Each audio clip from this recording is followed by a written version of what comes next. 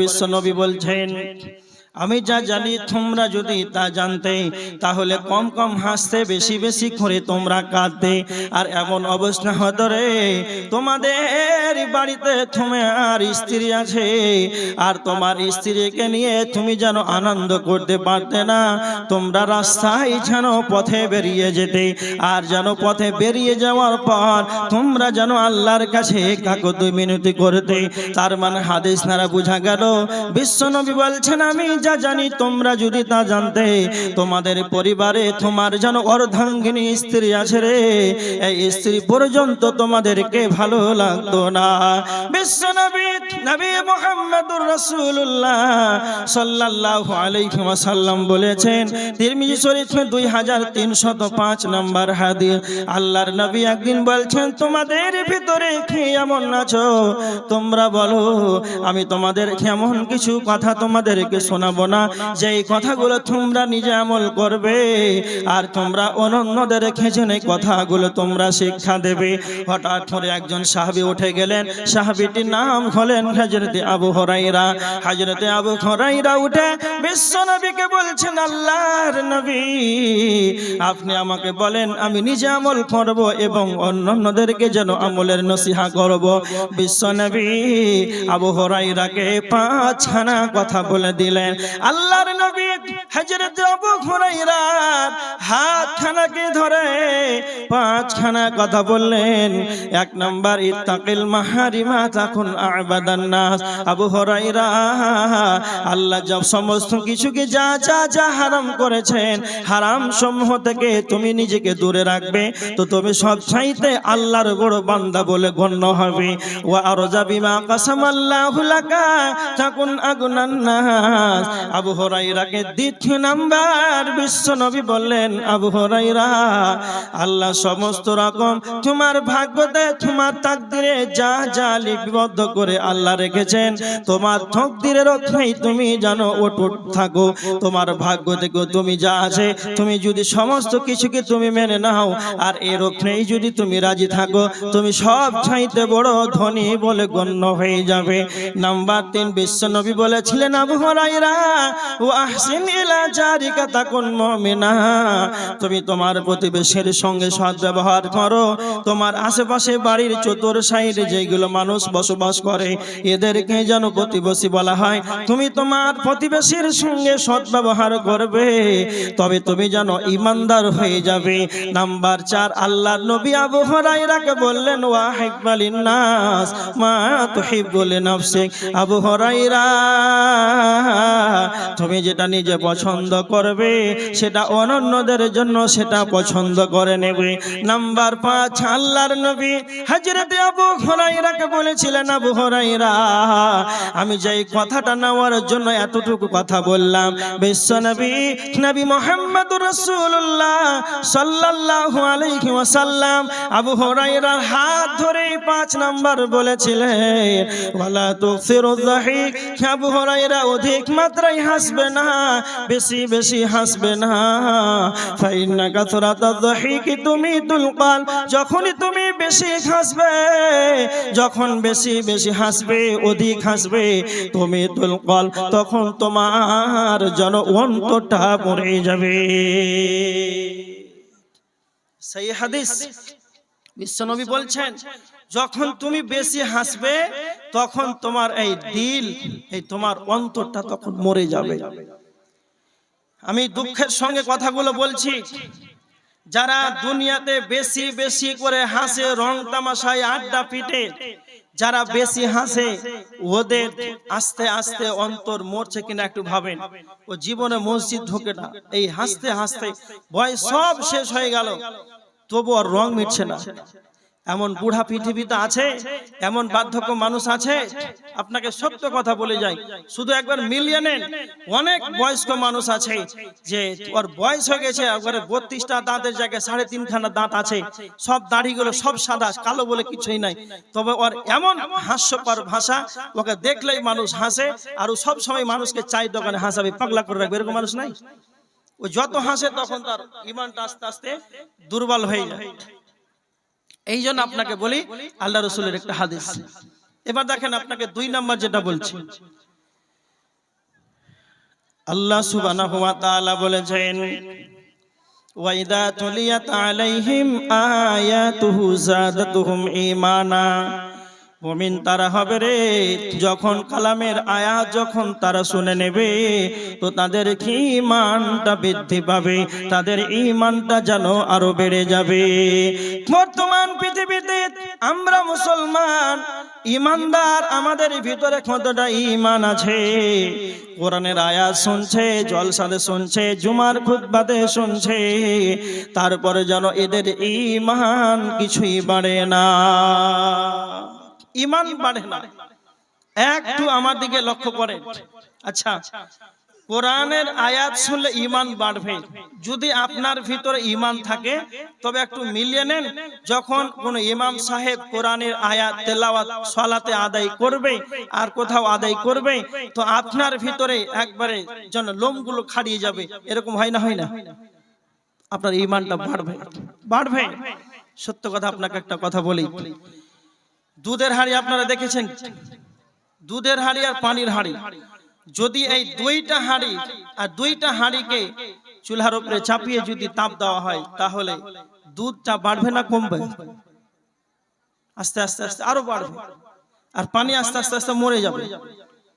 এটা এইরকম একটা দুধের গুণ হলো সে তাপ পেলে বাড়বে আর পানি আস্তে আস্তে মরবে।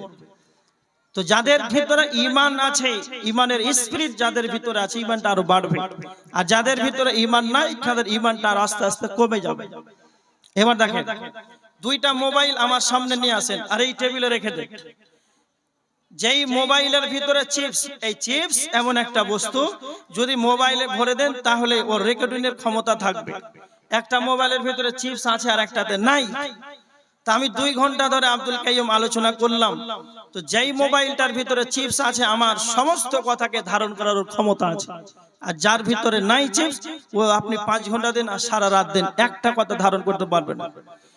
তারাই হলো ঈমানদার, যাদের ভিতরে ঈমান থাকবে রে, যখন আল্লাহর কালামের আয়াত শুনবে তো তাদের যেন ঈমান বেড়ে যাবে, আর যাদের ঈমান নাই তাদের কি বাড়বে? এজন্য ঈমানদারের ঈমানটা আরো যেন চাঙ্গা হয়ে যাবে, ঈমানটা আরো বেড়ে যাবে। বর্তমান সমাজের মানুষ, যখন সমাজের ভিতরে বলা হয় আমাদের আজকে একটা গ্রামে জলসা করব, একটা সভা করব, অনেক পৃথিবীর বুকে অনেক মানুষ আছে তারা বাধা দেয়, জলসা করে কোনো লাভ হবে না, ইজতেমা করে কোনো লাভ হবে না। এই রকম ভাবে যেন অনেক যেন কারণ দেখা যায়। তার মানে অনেক মানুষ যেন কোরআনের এই হাদিসের আলোচনা বন্ধ করার চেষ্টা করে, এইগুলো করে যেন কি লাভ হবে? আমার দিকে ভালো করে শুনে নেন। আল্লাহ সুবহানাহু ওয়া তাআলা বলছেন সূরা জারিয়াতের 55 নম্বর আয়াত, ওয়াদাক্কির ফা ইন্নায যিকরা তানফাউল মুমিনিন। আল্লাহ বলছেন বুঝাতে থাকো, বুঝাতে থাকো, এই বুঝানোটাই যেন মুমিনের উপকারে আসবে। আচ্ছা, অনেক মানুষ ধরেন আপনারা এই জলসাটা করেছেন, প্রায় অনেক গ্রামে করে, তো অনেক মানুষ বলবে জলসা করে কি লাভ হবে? ওরকমই তো থাকছে, একটা নমাজি বলে না, এটা বলে না? বলেন, ভুল কথা। আল্লাহ বলছেন বুঝাতে থাকো, আর এই বোঝানোটা মুমিনের উপকারে আসবে। কার? এটা মুমিনের উপকারে আসবে, ওরা আরো তেজ হবে, আর ঈমানটা আরো বৃদ্ধি পাবে। তো আর আমি বুঝাবো না, জলসা হবে না, জুমার খুতবা হবে না, ইজতিমা হবে না, কোনো আলেম কোনো মানুষকে বুঝাবে না, আস্তে আস্তে আস্তে আস্তে এগুলো সব শেষ হয়ে যাবে। যাবে না? যাবে না? আর এইরকম ভাবে যদি কালচার থাকে, ধরেন আপনি যা জানছিলেন, যদিও আমার আলোচনা আপনার মুখস্থ আছে, আমার স্টেজে অনেক মৌলানা সাহেব আছেন আমার শিক্ষক বয়সে, আমি যেগুলো আলোচনা করছি সব মুখস্থ আছে, তারপর আমি যে আলোচনা করছি আপনারা অনেক ওলামার মুখ থেকে শুনেছেন, তারপর এগুলো শোনার পর আস্তে আস্তে আমাদের ঈমানটা আরো বৃদ্ধি পাবে। আল্লাহ বলছেন বুঝাতে থাকো, এই বুঝানোটা মুমিনের উপকারে আসবে, এজন্য লাভ হবে না এই কথাটা বলা উচিত নয়। নাম্বার 3, আল্লাহ বলেছেন মুমিন তারা হবে ওয়া আলা রাব্বিহিম ইয়াতাওয়াক্কালুন, মুমিন একমাত্র আল্লাহর প্রতি ভরসা করবে রে। মুমিন যে হবে সদা সর্বদা এক আল্লাহর প্রতি যেন তাওয়াক্কুল করবে। আমরা কতটুকু ঈমানদার? আমাদের ভরসা আল্লাহর উপরে কতটা? ইন্নাল্লাহা ইউহিব্বুল মুতাওয়াক্কিলিন, নিশ্চয় আল্লাহ উপরে যারা ভরসা করে আল্লাহ তাদেরকে ভালোবাসে। কথাটা বুঝতে পারলেন? যারা একমাত্র আল্লাহর প্রতি ভরসা করবে আল্লাহ তাদেরকে ভালোবাসেন। আমরা ইমানদার কতটুকু, আমাদের ইমানটা কত দেখেন। প্রথমে যখন লকডাউন হলো, এনআরসি হবে, তখন এই এত নাম্বার জমির লাগবে, এত নাম্বার দাগ লাগবে, এত নাম্বার জমির লাগবে, এই লাগবে সেই লাগবে, এই করে মানুষের মাথা হ্যাং একবারে। তারপরে এসআইয়ের চলে এলো, মানুষ লাইনে পড়ে গেল, আধার আর ভোটার রেশন ঠিক করো, অমুক ভুল থাকলে বাদ হয়ে যাবে। এই ভারতবর্ষের নাগরিকত্ব পাওয়ার জন্য মানুষ যত চেষ্টা করছে, একবারে কম্পিউটারের দোকানের লাইন দিয়ে ভিড় করে দাঁড়িয়ে আছে। আচ্ছা, জোহরে আজান হচ্ছে, হাইয়া আলাস সালাম, সালাতে এসো সফলতা নিয়ে যাও, নামাজে এসো সফলতা নিয়ে যাও। চাচা যেন এত বড় কাগজের ব্যাগটাকে ডকুমেন্ট নিয়ে যেন ফাইলটাকে নিয়ে যেন কম্পিউটারের দোকানে দাঁড়িয়ে আছে। সালাত চলছে জোহরের, সালাত চলছে মাগরিবের, একবার চাচাকে যেন মসজিদে খুঁজে পাওয়া যায় না। তাকে যদি বলা হয় মসজিদে আসেন, আরে বলবে নামাজ দূরে রাখো, আমার আধার নাম্বার যেন ভুল আছে।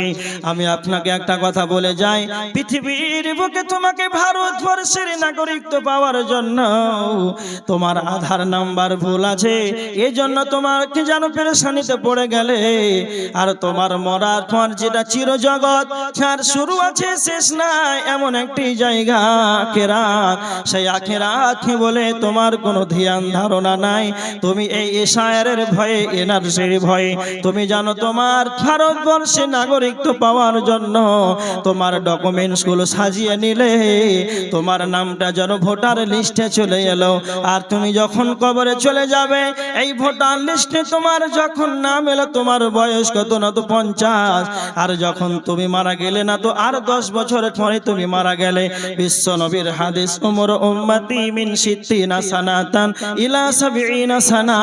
বিশ্ব নবী বলেছেন আমার উম্মতের গড় বয়স হলো 60 থেকে 70 বছর। তার মানে আমাদের বয়স কত না তো 60 থেকে 70। এই বয়স হলো আমাদের আস্তে আস্তে যেন সব শেষ হয়ে যাচ্ছে। বেশি পেলে আপনি 60 থেকে 50 থেকে 70 বছর, এই বয়সের মধ্যে যেন মারা যাবেন। এমন একটি জায়গাতে চলে যাবেন, কবর কেমন একটি জায়গা আখিরাত। এর শুরু হবে কিন্তু শেষ নাই, এর শুরু আছে কিন্তু শেষ নাই। এমন একটি জগৎ বলে আপনার কোনো ধ্যান ধারণা নাই। আখিরাতের কোনো আপনি আমল রেডি করলেন না, আপনি আমল করলেন না, আখিরাতের জন্য আপনার ডকুমেন্টস রেডি করলেন না, সেথায় চলে যাব, খবরে চলে যাব নীরব নগরে। সেইখানে যেন 3খানা কোশ্চেন হবে, এই খবরে 3খানা যেন আমাদেরকে জিজ্ঞাসা করবে, এই ডকুমেন্টস তোমার ঠিক করার সময় হলো না। তাহলে তুমি মনে রেখে দাও, তুমি আখিরাতটাকে অগ্রাধিকার না দিয়ে দুনিয়া নিয়ে পড়ে আছো। তুমি মনে রেখে দাও, তোমার নাই আল্লাহর প্রতি ভরসা, তোমার নাই আল্লাহর প্রতি তাওয়াক্কুল। এই কারণে আমাদের ঈমান না থাকার কারণে, আল্লাহর প্রতি ভরসা না থাকার কারণে বর্তমান সমাজের মানুষ যেন টেনশনে আজ পড়ে গিয়েছে। তাওয়াক্কুলটা কেমন? শুধু নবীদের দিকে তাকান আর সাহাবীদেরকে তাকান যে তাওয়াক্কুল কেমন আর কেমন করে তারা পরিত্রাণ পেয়েছে। আপনাকে একটা কথা বলি, ভালো করে মাথায় রাখবেন। আল্লাহ বলছেন সূরা ইব্রাহিম আয়াত নাম্বার 11, ওয়া আলাল্লাহি ফালিয়াতাওয়াক্কালিল মুমিনুন। মুমিনের উচিত আল্লাহর প্রতি তাওয়াক্কুল করা, মুমিনের উচিত আল্লাহর প্রতি ভরসা করা। সূরা আল ইমরান আয়াত নাম্বার 159, ফাইদা আযামতা ফাতাওয়াক্কাল আলাল্লাহ। আল্লাহ বলছেন যখনই তোমরা কোনো কাজের সিদ্ধান্ত করবে, তখন প্রথমে তোমরা আল্লাহর প্রতি তাওয়াক্কুল করো। আমরা করছি আল্লাহর কোরআনের আয়াত। যখনই তোমরা কোনো কাজের সিদ্ধান্ত করবে, তখন তোমরা কি করবে না তো তোমরা আল্লাহর প্রতি তাওয়াক্কুল করবে। আমাদের প্রথমেই কিছুই নাই, আল্লাহর প্রতি ভরসা কিছুই নাই। আল্লাহ বলছেন ওয়া মান ইয়াতাওয়াক্কাল আলাল্লাহি ফাহুয়া হাসবুহু, যে পুরোপুরি রূপে আমার প্রতি ভরসা করবে, আমি আল্লাহ তার জন্য যথেষ্ট হয়ে যাব। একটু আমার দিকে তাকান, যেই কথাগুলো বললাম, মুমিনের উচিত আল্লাহর প্রতি ভরসা করা। তারপরে বললাম মুমিন যখনই কোনো কাজের সিদ্ধান্ত করবে, তখন মুমিনের উচিত হবে আল্লাহর প্রতি ভরসা করা। আচ্ছা, এই দুটা কথা মাথায় রাখেন। তো আল্লাহ বলছেন যদি তোমরা পুরোপুরি ভাবে আমার প্রতি ঈমান রাখো, তাওয়াক্কুল করো, তাহলে আমি আল্লাহ তোমাদের জন্য যথেষ্ট হয়ে যাব। একজন নবীর নাম ইব্রাহিম আলাইহিস সালাম। আচ্ছা, কোন নবীকে আগুনের ভিতরে ফেলা হয়েছিল আপনারা জানেন? ইব্রাহিমকে। ইব্রাহিম নবীকে আগুনের ভিতরে ফেলা হয়েছিল। ইব্রাহিম নবীকে যখন আগুনের ভিতরে ফেলা হয়েছিল, সেই সময় নবী ইব্রাহিম আগুনের ভিতরে জানো দুইখানা কথা বলেছিলেন, হাসবুনাল্লাহু ওয়া নি'মাল ওয়াকিল। তাওয়াক্কুল কাকে বলে এবার আপনি লক্ষ্য করেন। ইব্রাহিম নবী বলেছিলেন হাসবুনাল্লাহ ওয়া নি'মাল ওয়াকিল, আমি একমাত্র আল্লাহর প্রতি যেন ভরসা করি, তিনি হলেন উত্তম কর্মবিধায়ক। নবী ইব্রাহিম আগুনের ভিতরে কারো পরোয়া করলেন না, সরাসরি নবী ইব্রাহিম আল্লাহকে বলছেন, আল্লাহ আমি আপনার প্রতি তাওয়াক্কুল করি, আপনি হলেন উত্তম কর্মবিধায়ক। নবী ইব্রাহিম যেমন আগুনের ভিতরে যেমন সম্পূর্ণরূপে আল্লাহর প্রতি তাওয়াক্কুল করলো, আল্লাহ তখন তার তাওয়াক্কুল এই গ্রহণটা করে, আল্লাহ তো বলেছেন ওয়া মান ইয়াতাওয়াক্কাল আলাল্লাহি ফাহুয়া হাসবুহু, যে ব্যক্তি পুরোপুরি রূপে আমার প্রতি ভরসা করবে তো আমি মহান রব আল্লাহ আমি তার জন্য যথেষ্ট হয়ে যাব। যখন ইব্রাহিম নবী আল্লাহর প্রতি যেমন পুরোপুরি ভরসা করেছিল, ততক্ষণ আল্লাহ বলে দিলেন কুলনা ইয়া নারু কুনি বারদাম ওয়া সালামান আলা ইব্রাহিম, আগুন রে তুমি ইব্রাহিমের জন্য ঠান্ডা শীতল হয়ে যাও। ইব্রাহিমকে আগুনের ভিতরে রাখা হয়েছিল, তারপরে যেন ইব্রাহিমের যেন পশম পর্যন্ত একটা লোম পর্যন্ত পড়ে নাই। বিশ্বনবী মুহাম্মদ সাল্লাল্লাহু আলাইহি ওয়াসাল্লাম আল্লাহর প্রতি তাওয়াক্কুল করেছিলেন, নবী ইব্রাহিম আল্লাহর প্রতি তাওয়াক্কুল করেছিলেন। তারা যেমন আল্লাহর প্রতি ভরসা করেছিল, তারা যেমন তারা রেজাল্টটা পেয়ে নিয়েছিল। একজন নবীর নাম মুসা আলাইহিস সালাতু ওয়াস সালাম। মুসা নবী, একটু লক্ষ্য করেন, মুসা আলাইহিস সালাতু ওয়াস সালাম সেই জামানার বাদশা ছিল ফিরাউন। এই ফিরাউন যখন মুসার প্রতি মানুষ দলে দলে ঈমান আনলো, এই ঈমান আনার পর ফিরাউনের সৈন্য দল তারা বলছে, ফিরাউন বলে দিলেন যারা ঈমান এনেছে তাদেরকে ধরো, পাকড়াও করো, তাদেরকে ধরো। এমন একটা দিন যারা ঈমান এনেছে তাদেরকে ধাবাও করার জন্য ফিরাউনের সৈন্য দল যেন ধাবাও করার জন্য ছুটে এলো। এরা যেন পালাতে আছে, ছোড়া যেন ধাবাও করার জন্য দৌড়াচ্ছে। এমন একটি জায়গাতে যেন পড়ে গেল, দুই দলের ভিতরে এমন একটি জায়গাতে দেখা হয়ে গেল। মুসার সাথীরা পালাতে পালাচ্ছে এমন একটা জায়গাতে হাজির হয়ে গেল, সামনে সমুদ্র, ডানে বামে পিছনে যেন ফিরাউনের সৈন্যদল যেন ধাবাও করে দিয়েছে। এর প্রমাণ রয়েছে সূরা শুআরা 61 নম্বর আয়াত। তখন মুসার সাথীরা বলছেন, ক্বালা আসহাবু মুসা ক্বালা আসহাবু মুসা ইন্না লামুদরাকুন, মুসা রে এবার তো আমরা ধরা পড়ে গেলাম, এবার তো আমাদেরকে তারা পাকড়াও করে নেবে। তখন মুসার মুখ থেকে কি বের হচ্ছে, তখন বলছেন ক্বালা কাল্লা, কখনো নাই, কখনো নাই, কাল্লা কখনো নাই। আল্লাহ বলেছেন, মুসা তখন বলছেন ক্বালা ইন্না মাইয়া রাব্বি, ক্বালা ইন্না মাইয়া রাব্বি, আমার সঙ্গে আমার রব রয়েছে, সায়াহদিন, আল্লাহ আমাকে পথ দেখাবেন। যেমন ইব্রাহিম নবী যেমন পথ পেয়েছিল, আগুন থেকে রেহাই পেয়েছিল, একবারে মুসা এমন বিপদে পড়ে গেল, সেই বিপদের সময় সঙ্গে সঙ্গে আল্লাহর প্রতি ভরসা করে নিল আর আল্লাহকে বলছে, আল্লাহ তুমি আমাকে রাস্তা দেখাও। আপনারা জানেন সমুদ্রের মাঝে ফিরাউনের সৈন্যদল যেন ডুবে গিয়েছিল আর মুসার সাথীরা যেন সেই রাস্তা দিয়ে যেন পার হয়ে চলে গিয়েছিল। তো যেমন রূপে মুসা আল্লাহর প্রতি তাওয়াক্কুল করেছিল, অনুরূপ তারা সঙ্গে সঙ্গে তার রিজাল্ট পেয়ে নিয়েছেন। আল্লাহ এটাই বলেছেন, ওয়া মান ইয়াতাওয়াক্কাল আলাল্লাহ, যারা আমার প্রতি পুরোপুরি ভরসা করবে তো আমি আল্লাহ তাদের জন্য যথেষ্ট হয়ে যাব। পরিত্রাণ পেলেন ইব্রাহিম নবী, পরিত্রাণ পেলেন মুসা আলাইহিস সালাম, বিশ্বনবী নবী মুহাম্মদ সাল্লাল্লাহু আলাইহি ওয়াসাল্লাম যেই দিন এই মক্কা ছেড়ে মদিনায় হিজরত করলেন, সর্বপ্রথম কাকে নিয়ে হিজরত করলেন? না তো হযরতে আবু বকর রাদিয়াল্লাহু তাআলা আনহুকে নিয়ে বিশ্বনবী চলে গেলেন সেই কাবাকে ছেড়ে মসজিদে একবারে মদিনার দিকে চলে গেলেন। যেতে যেতে যেতে যেতে অনেকটা দূর চলে গেলেন, সূর্য উদিত হয়ে গেল। এখন আলী রাদিয়াল্লাহু তাআলা, হযরত আবু বকর রাদিয়াল্লাহু তাআলা আনহু সঙ্গে আছেন। এখন আল্লাহ রাসূল আর হযরত আবু বকর একটা জায়গাতে পাহাড়ের গুহাতে আশ্রয় নিলেন। এখন যদি সূর্য উদিত হয়ে গেছে, এখন যদি আমরা যাই তাহলে পিছন ফিরে আসছে ওই কাফেরেরা, আমাদেরকে দেখে ফেলবে। পাহাড়ের গুহাতে আশ্রয় নিলেন নবী মুহাম্মদ, আবু বকর, এই দুইজন মিলে আছেন।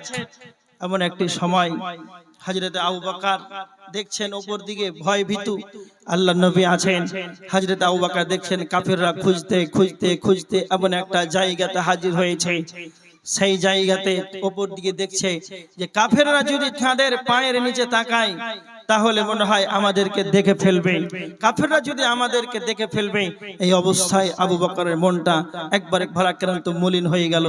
আল্লাহ নবী বলছেন, আবু বকর কি হলো তোমার মনটা কেন তো ভারাক্রান্ত, কি মলিন কেন? তখন আবু বকর বলছেন, আল্লাহ নবী, কাফেররা খুঁজতে খুঁজতে এমন একটা জায়গাতে হাজির হয়েছে, যদি তারা পায়ের নিচে তাকায় তাহলে আমাদেরকে দেখে ফেলবে। তখন নবী মুহাম্মদ সাল্লাল্লাহু আলাইহি ওয়াসাল্লাম বলেছিলেন, কোরআনের আয়াত নাজিল হয়েছে সূরা তাওবা আয়াত নাম্বার 40, লা তাহজান ইন্নাল্লাহা মা'ানা। আবু বকর চিন্তা করো না, ইন্নাল্লাহা মা'ানা, আমাদের সঙ্গে আল্লাহ রয়েছে। আবু বকর তুমি টেনশন করিও না। সেই পাহাড়ের গুহার ভিতরে সেই আবু বকর আল্লাহর নবী যেমন পুরোপুরি রূপে আল্লাহর প্রতি ভরসা করেছিল, সেই জায়গা থেকেও যেন আল্লাহ তাদেরকে নিরাপত্তা দান করেছিলেন। তার মানে আমাদেরকে সেই রকম ভাবে তাওয়াক্কুল আল্লাহর প্রতি করতে হবে। বিশ্বনবী এই পাহাড়ের গুহা থেকে যেমন কাফেরদের কাছ থেকে নিরাপত্তা পেল, হযরত ইব্রাহিম যেন আগুন থেকে যেন নিরাপত্তা পেল ভরসা করে। মুসা আলাইহিস সালাম বিপদের মাঝ থেকে যেমন, সামনে সমুদ্রে এত বড় বিপদ, ফেরাউনের দুই সৈন্য দল যেন ধাওয়া করবে, এই সময় যেন নিরাপত্তা পেল এক আল্লাহর প্রতি তার ভরসা করে। আজ বর্তমান সমাজের মুসলমান, তোমাদের কেন ইমানটা কেন এত কমজোর? তোমাদের ইমানে কেন পোকা লেগে আছে? তোমরা যে এনআরসি হবে, এসআইআর হবে, আর কিছু হবে হেন তেন, তোমরা একবারে ফাইলটাকে কাগজ, আধার, ভোটার রেশনটা বের করে একবারে তোমরা যেন ঠিক করার জন্য তোমরা মেতে গেলে, তোমরা তো একবার আল্লাহকে বললে না, তিনি আমাদের রব, যিনি ইব্রাহিমকে পরিত্রাণ দিয়েছিলেন। আল্লাহ আপনি আমাকে নবী মুহাম্মদকে যেমন পরিত্রাণ দিয়েছিলেন, আল্লাহ আপনি যেমন সেই মুসাকে যেমন সমুদ্র থেকে রাস্তা বানিয়ে পারাপার করেছিলেন, সেই রব তো আছেন এখনো, এখনো সেই আল্লাহ ছিল, এখনো আছে। হুয়াল আউয়াল ওয়াল আখির, সূরা হাদীদের 3 নম্বর আয়াত। আল্লাহ হলেন সর্বপ্রথম, আল্লাহ হলেন সর্বশেষ। আল্লাহ ছিলেন, আল্লাহ আছেন, আল্লাহ থাকবেন। সেই আল্লাহ ছিল, এখনো সেই আল্লাহ আছে। আল্লাহ তাই সেই নবীদেরকে পরিত্রাণ দিল। মুসলমান তুমি একবার আল্লাহকে যে বললে না, বর্তমান আমরা যে পেরেশানির যেই ঝামেলাতে পড়ে আছি, আল্লাহ তুমি আমাদেরকে এই ঝামেলা থেকে তুমি আমাদেরকে নিরাপত্তা দান করো। একবার কোন মুসলমানের মুখ থেকে এই দোয়াগুলো বের হলো না, আল্লাহকে যেন একবার কথাগুলো বলল না, তার মানে আপনার ভিতরে তাওয়াক্কুল নাই, তাওয়াক্কুল নাই। একটা ছোট করে একটা ঘটনা বলছি, তাওয়াক্কুল কাকে বলে। শুধু একটু ইম্পর্টেন্ট এই কথাটা ভালো করে মাথায় রাখেন। আল্লাহ নবী সাল্লাল্লাহু আলাইহি ওয়াসাল্লাম যখন মক্কা ছেড়ে মদিনা চলে গেলেন, তা আপনারাই বলেন যে এই মক্কা ছেড়ে যখন মদিনা চলে গেলেন, আল্লাহ নবীর ঘরে কে শুয়েছিলেন? জি, হযরত আলী। হযরত আলী রাদিয়াল্লাহু তাআলা আনহু বিশ্বনবীর চাদর দিয়ে বালিশে মাথা ঢেকে একবারে শুয়ে আছে। আচ্ছা বলেন তো চতুর্দিকে কাফেররা ঘিরে ছিল না ছিল না? ছিল। আচ্ছা এখন আমি আপনাদের এমন একটা জায়গাতে ঘরে শুয়ে আছি, আর আপনাদের গ্রামের মানুষ 5-7 জন তার ওয়াল নিয়ে ঘুরে চতুর্দিকে দাঁড়িয়ে আছে, আব্দুল কাইয়ুমকে সকাল হলি মারবো। এখন যদি সভাপতি মহাশয়কে বলি যে আমি চলে গেলাম বাইক নিয়ে, আর আপনি আমার ঘরে শুয়ে থাকেন, শুবে? জীবনে শুবে? মানে 10 জন তার ওয়াল নিয়ে দাঁড়িয়ে আছে, নাঙ্গা তারেলি একবারে দিলি শেষ। তাওয়াক্কুল কাকে বলে দেখেন, আলী আল্লাহর নবীর ঘরে শুয়ে আছে। তো মজার কথা হলো যে আল্লাহ রসুল আলীকে বললেন, আলী সকাল হবে, বাইতুল মাল বন্টন করে দিবে। আলী 2 নাম্বার কথা বলেছেন, আলী তোমার সঙ্গে আমার দেখা হবে মদিনাতে। এই 2টা পয়েন্ট শুধু মনে রাখেন, শর্ট করে বলছি। আল্লাহ নবী আলীকে বলেছিলেন, আলী সকাল হবে, বাইতুল মাল তুমি বন্টন করে দিবে, আর তোমার সঙ্গে আমার মদিনাতে দেখা হবে। এই 2টাই কথা। আর আল্লাহর নবী চলে গেলেন বিশ্বনবীর ঘরে, বিশ্বনবীর চাদরে বালিশে মাথা রেখে চাদর দিয়ে শুয়ে আছেন হযরত আলী রাদিয়াল্লাহু তাআলা আনহু। আচ্ছা বলেন তো আল্লাহ নবী মক্কা ছেড়ে মদিনা চলে এসেছেন, আর এই ঘটনাগুলো বলছে যে চতুর্দিকে কাফেররা রাঙ্গা তরোয়াল নিয়ে দাঁড়িয়ে আছে মারার জন্য, আর সেই অবস্থায় আমি আলীকে রেখে এসেছি। তখন সমস্ত সাহাবীদের তো মন হবে, ইচ্ছা হবে, আরে আলী কি হলো? আচ্ছা বলেন এরকম মনে ইচ্ছা হবে না, হবে না শোনার জন্য যে আলী যে রাসূলের ঘরে শুয়ে আছে, নাঙ্গা তরোয়াল নিয়ে কাফেররা দাঁড়িয়ে আছে, তো হযরত আলীর কি হলো? এই কথাটা শোনার অপেক্ষা করবে না করবে না? সেই যুগে টেলিফোন ছিল অনেক দূর, অনেক দূর পথ, সেই পথ টেলিফোন ছাড়া হবে না, তো সেই যুগে তো টেলিফোনের ব্যবস্থা ছিল না। আচ্ছা বলেন এই কিছুদিন যেতেই না যেতে আলী রাদিয়াল্লাহু তাআলা আনহু মক্কা ছেড়ে আবার মদিনা যাচ্ছেন, আর যেমনই মদিনাতে যাওয়া একবারে রাসূলের সাহাবীরা সব ঘিরে ফেলে, আলী শুনো শুনো শুনো তোমার সাথে কথা আছে। আর সমস্ত সাহাবীরা এই আলী রাদিয়াল্লাহু তাআলা আনহুকে ঘিরে বলছেন, আলী আল্লাহ নবী যখন ঘর ছেড়ে মক্কা ছেড়ে মদিনা চলে এলেন, আর তুমি যে রাসূলের ঘরে শুয়ে ছিলে, তো এই পরের বাকি ঘটনা কি ঘটেছিল তাড়াতাড়ি বলো, শোনার তো সব আকর্ষণ, কি হয়েছিল কি হয়েছিল শোনার ইচ্ছা করবে।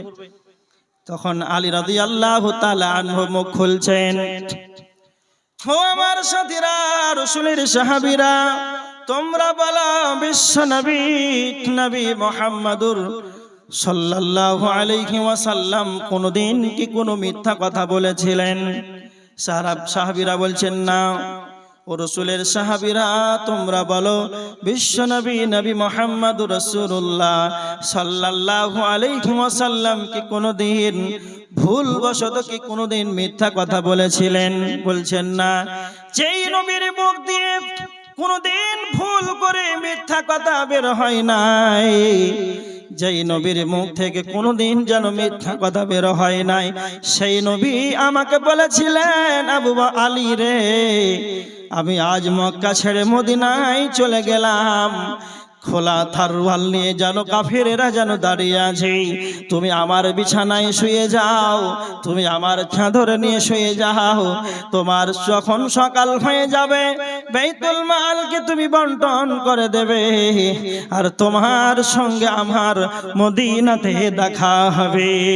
ও রাসূলের সাহাবীরা, আমার এতটুকুই তাওয়াক্কুল, যতক্ষণ পর্যন্ত সকাল না হবে, যতক্ষণ পর্যন্ত আমি বাইতুল মাল যতক্ষণ বন্টন না করব, ততক্ষণ পর্যন্ত কোন পৃথিবীর কাফের আমাকে মারতে পারবে না। দ্বিতীয় নাম্বার বলেছিলেন, ও রাসূলের সাহাবীরা, আমার সঙ্গে সাথীরা, তোমরা শুনে রেখে দাও, বিশ্বনবী বলেছিলেন, ও আলী তোমার সঙ্গে আমার মদিনাতে দেখা হবে। আমার এতটুকু তাওয়াক্কুল, যতক্ষণ পর্যন্ত আমি মদিনা না যাব, যতক্ষণ পর্যন্ত নবী মুহাম্মদের সঙ্গে আমার মুলাকাতটা না হবে, পৃথিবী যদি একদিকে হয়ে যায়, আলীকে মারার মতন কারো ক্ষমতা নাই। একেই তাওয়াক্কুল বলা হয়। তাওয়াক্কুলটা দেখেন, এই ছিল হযরত আলী রাদিয়াল্লাহু তাআলা আনহু সাহাবী। হযরত আবু বকর, এই সাহাবীগুলোর তাওয়াক্কুলটা দেখেন। এমনিতে তারা দুনিয়াতে নিরাপত্তা, হ্যাঁ, ঈমানের দৌলত ছিল তাদের, ঈমানের স্পিরিট ছিল তাদের। বদরের যুদ্ধে কতজন কাফের আর কতজন সাহাবী? 313। আর কাফেররা কত? 1000। এই উহুদের যুদ্ধে কতজন সাহাবী? 700 জন। কাফেররা 3000 জন। তাহলে কাফেরদের সংখ্যা অনেক অনেক বেশি, তারপরও তারা ঈমানের স্পিরিটে, ঈমানের দৌলতে তারা এই যুদ্ধগুলোতে তারা কাফেরদেরকে পরাজয় করে যুদ্ধে তারা জয় হয়েছে, সফলতা পেয়েছে। কিসের জন্য? ঈমানের দৌলতে। এতটুকু বললাম। নাম্বার 4, আল্লাহ বলেছেন, নাম্বার 4, মুমিন তারা হবে আল্লাযীনা ইউকিমুনাস সালাহ। মুমিন তারাই হবে যারা সালাত আদায় করবে। একটা কথা মনে রাখবেন, বেনামাজি কোনোদিন মুমিন হতে পারে না। বেনামাজি কোনোদিন মুমিন হতে পারে না। মুমিন কোনোদিন বেনামাজি হতে পারে না। মুমিন কোনদিন বেনামাজি হতে পারে না। মুমিনের দ্বারাতে ছোট খাটো এগুলো ভুল হবে না? হবে না? হবে। মুমিনের তো ভুল হবে, ছোটখাটো একটা মানুষ বলতে ভুল হবে, কিন্তু ও জীবনে সালাত ছাড়বে না, সালাত আদায় করবে। আর বেনামাজি কোনোদিন মুমিন হতে পারবে না। এটা মাদ্রাসার জালসা না? এই মাদ্রাসার জালসাতে আপনাদের গ্রামের একজন মেম্বার, প্রধান আর একজন আছে এমন ব্যক্তি, কোটি কোটি টাকার মালিক, এই স্টেজে নিয়ে আসে, ওকে বলেন যে 1 লাখ টাকা দান দিতে হবে মাদ্রাসার জন্য। তো সে বলবে আচ্ছা ঠিক আছে 1 লাখ টাকা দিয়ে দেবো। একবারে ফোন পে এখনই মেরে দিল 1 লাখ টাকা। আর এশারের আজান হচ্ছে আর 1 লাখ টাকা ফোন পে মারছে। এশারের আজান হচ্ছে আর সবাই সভাপতি আর বক্তাগণ সবাই শ্রোতা মিলে সবাই উজু করে নামাজ পড়তে গেল। আর এই 1 লাখ টাকা দান দিয়ে দেখছি যে নামাজের সময় এমন জোরে পালাতে পালাতে একবার কোথায় যে মেলা থেকে ঘুরছে। মানে ও দান দিয়ে দিলে কিন্তু নামাজ পড়তে পারবে না। এটাই মুমিন কোনদিন বেনামাজি হতে পারে না, আর নাম বেনামাজি কোনদিন মুমিন হতে পারে না। ও দান দিয়ে দেবে আর কিছু দিয়ে দেবে, কিন্তু নামাজের কাতারে পাওয়া যাবে না। খুব ভালো করে কথা মনে রাখুন, নামাজের কাতারে খুব পাওয়া ওদেরকে খুব কঠিন। মুমিন যারা হবে ওদেরকে সালাতের কাতারে পাওয়া যাবে। আমি জলসা শেষ করলাম, সভাপতি মশাই আছেন আর মাদ্রাসার অনেক স্টাফ আছে। আমি বললাম ঠিক আছে আপনাদের দাওয়াত থাকলে আমার বাড়ি যাবেন। তখন তাদেরকে দাওয়াত করার পর তারা চলে গেছে আমার বাড়ি ঘুরতে। একটা স্করপিও ভাড়া করে গিয়ে বলছে আব্দুল কাইয়ুমের গ্রামে। আব্দুল কাইয়ুমের বাড়ি কোথায় গো? না তো এটা বাড়ি। তো আব্দুল কাইয়ুমকে খুঁজছে, কোথায়? জোহরে আজান হয়ে গেল। একবার যাচ্ছে দোকান বাজারের দিকে, যে আব্দুল কাইয়ুম মার্কেটে আছে চায়ের দোকানে, বলছে না না চায়ের দোকানে নাই। বাজারে, বলছে না এখানে নাই। একবার বাড়িতে যাচ্ছে, আমার বাড়িতে জিজ্ঞেস করছে আব্দুল কাইয়ুম কোথায় গো? বলছে না বাড়িতে নাই। একবার বাড়ি খুঁজছে, একবার মাঠে যাচ্ছে আর একবার বাজারে যাচ্ছে। এই করতে করতে প্রেসানির ভিতরে পড়ে গেল। সভাপতি মশাই খুব চালাক মানুষ, আর খুঁজ আর কিছু কই দিতে, চল মসজিদে নামাজটা পড়ে নি, জমা তো শুরু হয়ে যাবে। আর জমাত যখন শুরু হয়েছে উজু করে মসজিদে ঢুকেছে, রুমাল দিয়ে মুছছে, আর আব্দুল কাইয়ুম দেখছে ইমামের পিছনে দাঁড়িয়ে দুই রাকাত সুন্নাত পড়ছে। যাকে মাঠে আর ঘাটে আর চায়ের দোকানে খোঁজাখুঁজি করতে করতে আধা ঘন্টা লেট হয়ে গেল, সেই লোকটা মসজিদে বসে আছে। বুঝানোর জন্য বললাম, মুমিনকে মাঠে পাওয়া যাবে না, চায়ের দোকানে পাওয়া যাবে না, বাজারে পাওয়া যাবে না, বাড়িতে পাওয়া যাবে না। যখন আজান হয়ে যাবে, নামাজের ওয়াক্ত যখন হয়ে যাবে, মুমিনকে নামাজের কাতারে খুঁজে পাওয়া যাবে। আল্লাহ বলছেন মুমিন তারাই হবে রে আল্লাযীনা ইউকিমুনাস সালাহ। মুমিন তারাই হবে যারা সালাত আদায়কারী হবে। আচ্ছা, মুমিন তারা হবে সালাত আদায়কারী হবে। একবার সামান্য কথা ভাবছেন না? এই বেনামাজি কেমন করে এরা ইমানদার নিজেকে ভাবে, খুব আফসোস লাগে। এই রমজান মাস এলো আর ভিড় করে নামাজ পড়ে মানুষকে দেখিয়ে দিল, দেখ পড়লাম। সত্য কথা আপনাকে বলে যে আপনারা একটু উত্তর দেন তো। আচ্ছা, ইমামের পিছনে যারা সালাত আদায় করে এদেরকে আপনারা কি বলেন? কি বলেন আপনারা? মুসাল্লি বলেন। মাশাআল্লাহ। আচ্ছা, আপনাদের চোখে মুসাল্লিরা ভালো না খারাপ? ভালো। টুপি পরে আছে, জুব্বা পরে আছে, ফোঁতা পরে আছে, পাঞ্জাবি পরে আছে, দাড়ি ছেড়ে সাদা চকচক করছে, মেহেন্দি দেওয়া আছে, আর নামাজে এসে গোসল করে উজু করে লোকটাকে খারাপ ভালো। আল্লাহ বলছেন সূরা মাউন আয়াত নাম্বার 4, ফাওয়াইলুল লিল মুসাল্লিন, মুসাল্লিদের জন্য দুর্ভাগ্য। আপনার আমার চোখে মুসাল্লিরা ভালো, আর আল্লাহ বলছেন যে মুসাল্লিদের জন্য দুর্ভাগ্য। লেন ঝামেলা, আল্লাহরই কোরআনের আয়াত, আল্লাহ নিজেই বলছেন কোরআনের আয়াত যে মুসাল্লিদের জন্য দুর্ভাগ্য, আর আমরা বলছি যে মুসাল্লিরা ভালো। তো কথাটা কেমন হয়ে গেল, ঝামেলা পেকে গেল যে। তো আল্লাহ বলছেন তারা কারা? দুর্ভাগ্যবান তারাই যারা সালাতের ব্যাপারে বেখবর, যারা সালাত আদায় করে কিন্তু মানুষকে দেখাবার জন্য সালাত আদায় করে। এবার আপনারা বলেন, যারা রমজান মাসকে কেন্দ্র করে এক মাস কিয়ামুল লাইল আদায় করলো, ঈদুল ফিতর গেল, ঈদুল আজহা গেল, আর 8 দিনে জুমার খুতবাতে তাদেরকে পাওয়া যাবে এরা আল্লাহর জন্য সালাত আদায় করে না মানুষকে দেখাবার জন্য করে? তার মানে যারা রমজান মাসে শুধু মানুষকে দেখাবার জন্য সালাত আদায় করে, ঈদের দিন 365 দিন ঈদুল ফিতর, ঈদুল আজহা, এই দুটা ঈদে যেন বড় পাঞ্জাবি পড়ে যাবে, এরা গেল কিন্তু মানুষকে দেখাবার জন্যই গেল। তার মানে যারা মানুষকে দেখাবার উদ্দেশ্যে নামাজ আদায় করবে, আল্লাহ বলছেন তাদের জন্যই দুর্ভাগ্য রয়েছে। মুসাল্লি এমন রয়েছে সালাত আদায় না করলে জাহান্নামে যেতে হবে, আর সালাত আদায় করেও এমন মানুষদের দেখাবার জন্য যদি করে থাকে তাহলে তাদেরকেও জাহান্নামে যেতে হবে।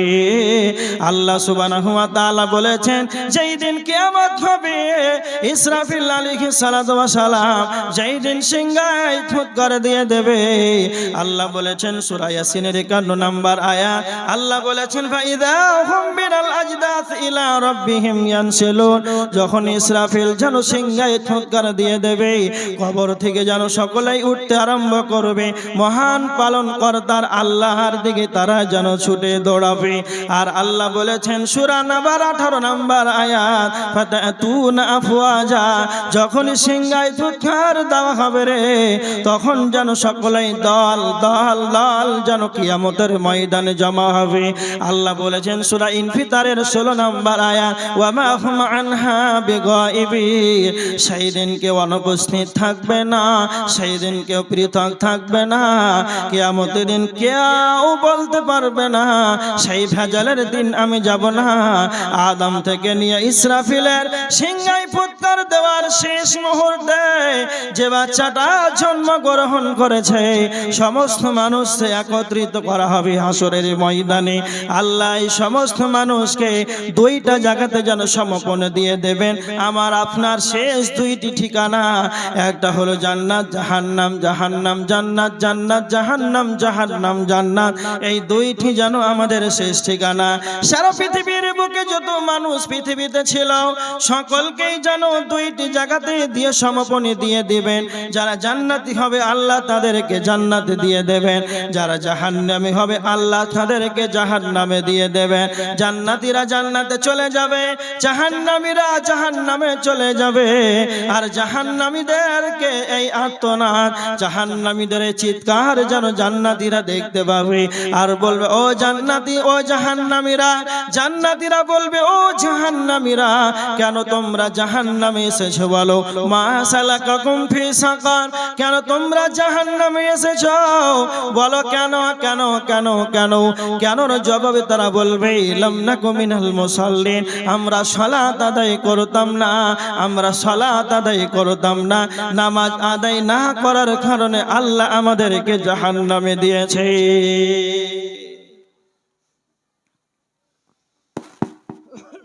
শেষ মুহূর্তে একটা কথা বলে দিই যে বক্তার বক্তৃতা শেষের দিকে আর 5-10 মিনিট সময় উনি নেবেন। এর মধ্যে আপনাদের নিকট আমার দরখাস্ত, যে কিছু দাওয়ার আছে আপনারা জলদি করে তাড়াতাড়ি করে নিয়ে এসে দিয়ে যান স্টেজে, আর বেশিক্ষণ এই সিলসিলাটা চলবে না। জি জয় হোক। আচ্ছা, আমি যে কথাটা বললাম যে জাহান্নামীরা সর্বপ্রথম বলবে যে আল্লাহ আমাদেরকে জাহান্নামে দিয়েছেন কেন? তো বেনামাজির কারণে। আচ্ছা, এটা কোরআনের আয়াত, কোরআনের আয়াত, বেনামাজি জাহান্নামী। আচ্ছা, আপনাদেরকে একটা কথা বলি, কাউকে জাহান্নামী বলা যাবে? যাবে না। একটা খারাপ নষ্টকার মহিলা কুকুরকে পানি পান করে জান্নাতি না, তো কাউকে জাহান্নামী বলা ঠিক না। কিন্তু কথা মনে রাখবেন, পৃথিবীর সমস্ত ওলামাদের মত বেনামাজি জাহান্নামী। কেন? কোরআনের আয়াত, সূরা মুদ্দাসসিরের আয়াত। এটা কোনো হাদিস নয়। জাল হতে পারে, দুর্বল হতে পারে, সানাদ ছুটে যেতে পারে, হাদিসের রাবি যেন দুর্বল হয়ে যেতে পারে। এইভাবে যেন হাদিসটা যেন আপনি যেন অস্বীকার করতে পারেন না, না, না। পবিত্র কোরআনের আয়াত, বেনামাজি জাহান্নামে যাবে। শুধু একটা কথা আপনাদেরকে বলবো, একবারে শেষ দিকে, আপনারা উঠাউঠি করবেন না, একটু দেখেন। আচ্ছা, আমি যে বললাম যে বেনামাজি জাহান্নামে চলে যাবে, এর প্রমাণ, এর দলিল আপনাদেরকে দিলাম যে সূরা মুদ্দাসসির আয়াত, একটা উদ্ধৃতি দিয়ে বললাম। এখন যদি আপনারা আমাকে পাল্টা প্রশ্ন করেন, আব্দুল কাইয়ুম, যে আপনি বললেন যে জাহান্নামী যারা সালাত আদায় করবে না, তা আপনি একটা হাদিস বলেন যে হাদিসও সরাসরি আছে নামাজ না পড়লে জাহান্নাম। আপনার যদি এখন বলেন, তো আমি আব্দুল কাইয়ুম উত্তর দিচ্ছি যে এরকম কোনো হাদিস নেই। এরকম কোন হাদিস নাই। কেন নাই? শুধু একটু আমার দিকে দেখেন। দুটা প্রশ্ন করব আপনাদেরকে। আল্লাহ নবী সাল্লাল্লাহু আলাইহি ওয়াসাল্লামের জামানায় মুনাফিকরা সালাত আদায় করেছিল না করেনি? কে বলতে পারবে? করেছিল। নাম্বার 2 প্রশ্ন, আল্লাহ রাসূলের জামানায় ঈমান এনেছেন, কালেমা পড়েছে, আর সাহাবী হওয়ার পর একজন সাহাবীর নাম বলেন যে জলসা শুনেছে, ফজরের নামাজ পড়েন, যুদ্ধে গিয়েছে আর কষ্ট করে নামাজ পড়েন। একজন সাহাবীর নাম কেউ বলতে পারবে যে বেনামাজি ছিল? কেউ বলতে পারবে না। তাহলে আমার বলা বাহুল্য কথা এতটুকু, বিশ্বনবীর জামানায় এমন নামাজি যে মুনাফিকরাও রাসূলের জামানায় সালাত আদায় করত। আর এই মুনাফিকদের ব্যাপারে আল্লাহ কোরআনের ভিতরে বলেছেন, সূরা নিসা আয়াত নাম্বার 145, ইন্নাল মুনাফিকিনা ফি দারকিল আসফালি মিনান নার, জাহান্নামের সবচাইতে নিচু শ্রেণীর মানুষ তারা হচ্ছে মুনাফিক। আল্লাহ মুনাফিকদেরকে জাহান্নামের সবচাইতে তলদেশে দেবে। আচ্ছা, বুঝানোর জন্য বলছি যে মুনাফিকরা জাহান্নামের সবচাইতে নিচু স্থানে থাকবে, আর ওরাও বিশ্বনবীর জামানায় সালাত আদায় করেছে, করেনি? করেছে। বেনামাজি আল্লাহ রাসূলের জামানায় একজন সাহাবী বেনামাজি ছিল না। ভালো করে কথাটা বুঝেন, বেনামাজি ছিল না। আচ্ছা, হাদিসগুলো 1450 বছর আগে এসেছে। আল্লাহ নবী যা বলেছেন, যা করেছেন, সাহাবীরা যা করেছেন, আল্লাহ রাসূল যা অনুমতি দিয়েছেন, সাহাবীরা যা করেছেন, নবীজি কিছুই বলেনি। এই সমস্ত কিছুকে তো হাদিস বলা হয়। তো আল্লাহ নবীর জামানায় যে বেনামাজি ছিল না, তো হাদিসটা 1450 বছর আগে আসবে না, হাদিসটা 2026-এ তৈরি হবে যে বেনামাজি জাহান্নামী। আপনারাই বলেন, হাদিস তো সব তৈরি হয়ে গেছে, এখন কেউ হাদিস দেখাতে পারবে? পারবে না। তো বিশ্বনবীর জামানায় তো বেনামাজি ছিল না, তো হাদিসটা কোথা থেকে আসবে? ওদের পরিকল্পনার বাইরে। সাহাবীদের যে আব্দুল্লাহ হবে, ওর নাম, বাপের নাম আব্দুর রহমান, আর হাজী সাহেব হাজী আব্দুল সাত্তার, আর ওর পোতা নামাজ পড়বে না, গান বাজাবে, আর ফিতা পিনে আর লাল ধাগা পড়ে পাবজি আর ফ্রি ফায়ারে পড়ে থাকবে, আর সালাত তো দূরের কথা, ফজর বুঝবে না, মাগরিব বুঝবে না। এটা তো পরিকল্পনার বাইরে, এরকম তো জীবনে হয় না। এটা কেউ ভাবেনি যে এরকমটা হবে, মুসলমান হবে আর নামাজ পড়বে না, এটা কোনোদিন চিন্তা ভাবনার বাইরে। তো হাদিসটা কোথা থেকে আসবে বাপ? কিন্তু কোরআনের আয়াত, আল্লাহ বলছেন বেনামাজিরা জাহান্নামে যাবে, এটা প্রথম ওদের কারণ। 5 নাম্বার, আল্লাহ বলছেন আমি যা তোমাদেরকে রিজিক দিয়েছি তা থেকে তোমরা আল্লাহর রাস্তায় দান করো। যতগুলো কথা বললাম, এটা 5 নাম্বার পয়েন্ট। সূরা কসাস আয়াত নাম্বার 77, আল্লাহ বলছেন আমি তোমাদেরকে যা অনুগ্রহ দান করেছি, ওয়াবতাগি ফিমা আতাকাল্লাহু দারুল আখিরা, তোমরা আখিরাতের জন্য ঘর গৃহ অনুসন্ধান করে নাও। সূরা হাসার আয়াত নাম্বার 18, আল্লাহ বলছেন ওয়াল তানজুর নাফসুম মা কদ্দামাত লিগাদ, প্রত্যেকের উচিত আখিরাতের জন্য অগ্রিম কিছু রেডি করা। বিশ্বনবীর কাছে একজন সাহাবী, আনসারীদের এক ব্যক্তি, হাদিসটি বর্ণনা করেছেন ইবনে উমর রাদিয়াল্লাহু তাআলা আনহু, হাদিসটি রয়েছে ইবনে মাজাহ 4259। বিশ্বনবীর কাছে একজন সাহাবী এসে বলছেন, আল্লাহর নবী আপনি বলেন ফাইয়ুল মুমিনিন আকিয়াস, সব চাইতে বুদ্ধিমান কে? তখন আল্লাহ রাসূল বলেন আকসারুহুম লিল মাউত যিকরা, যে ব্যক্তি মরণকে বেশি স্মরণ করে। 2, বিশ্বনবী বলেন সব চাইতে মানুষটা সেই ব্যক্তি চালাক যে দুনিয়াতে বেঁচে থাকাকালীন আখিরাতের জন্য অগ্রিম আমলগুলোকে রেডি করে নেবে। মা বোনেরা, যে কথাগুলো বললাম, আল্লাহ বলছেন আমি তোমাদেরকে যা দিয়েছি তা থেকে তোমরা আল্লাহর রাস্তায় দান করো, ঘর অনুসন্ধান করে নাও। প্রত্যেকের উচিত অগ্রিম আমলগুলো রেডি করা। বিশ্বনবী বলছেন দুনিয়াতে বেঁচে থাকাকালীন দান সদকার মাধ্যমে, ইবাদতের মাধ্যমে, জিকির আজকারের মাধ্যমে, তাসবিহ তাহলিলের মাধ্যমে আমলগুলোকে রেডি করে অগ্রিম পাঠিয়ে দেওয়া, এটা একটা চালাকের কাজ।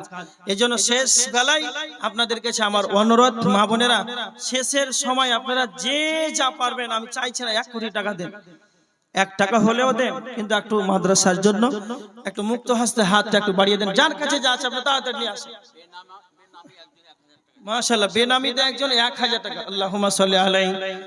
আপনার নাম কি? জি, জলিল মুমিন। মাশাআল্লাহ, বলতে বলতে দেখেন তার ইমানের স্পিরিট। 100 টাকা, 2টা নোট, 200 টাকা। আল্লাহুম্মা সাল্লি আলাইহি, আল্লাহুম্মা বারিক আলাইহি। মাওলানা শামীম আখতার, আচ্ছা, শামীম আখতার কত? 5000 টাকা। আল্লাহুম্মা সাল্লি আলাইহি, আল্লাহুম্মা বারিক আলাইহি। আল্লাহ 5000 টাকা দান করেছে, আল্লাহ তুমি তার দানকে সাগরে গ্রহণ করে নাও। আল্লাহুম্মা সাল্লি আলাইহি, আল্লাহুম্মা বারিক আলাইহি, আল্লাহুম্মা হালিকা ওয়া মালিকা। আল্লাহ তুমি তার